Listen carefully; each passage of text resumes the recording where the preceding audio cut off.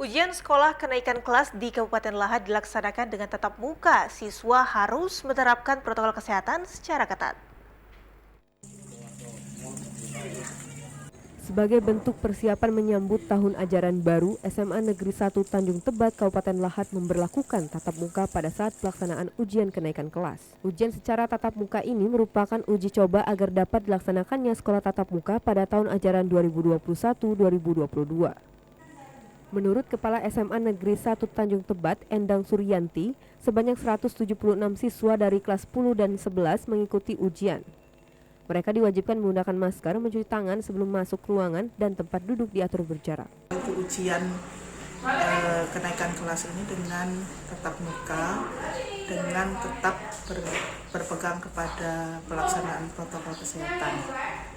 Tatap muka ulangan kenaikan kelas ini sebagai uji coba untuk menerapkan kegiatan belajar dengan tatap muka pada tahun ajaran baru 2021-2022. Kelas 1 dengan kelas 2 seluruhnya ada 176. Sementara itu, siswa kelas 11 Ratia Hertiwi yang mengikuti ujian menuturkan, sebenarnya sebagian besar siswa telah menginginkan sekolah tatap muka karena belajar secara daring sangat dirasakan kurang efektif dan tidak ada interaksi dengan guru.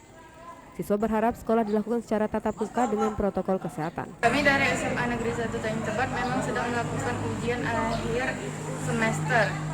Di sini kami memang melakukannya dengan tatap muka, tapi kami tetap memenuhi protokol kesehatan. Misalnya mencuci tangan, memakai masker, dan di dalam ruangan kami juga menjaga jarak. Agar tidak belajar daring lagi, karena kami merasa bosan jika belajar di rumah tanpa penjelasan dari guru dan kami tidak bisa memahaminya dengan baik. Dari Kabupaten Lahat, Rivaldo Putrawansa, TVRI Sumsel melaporkan.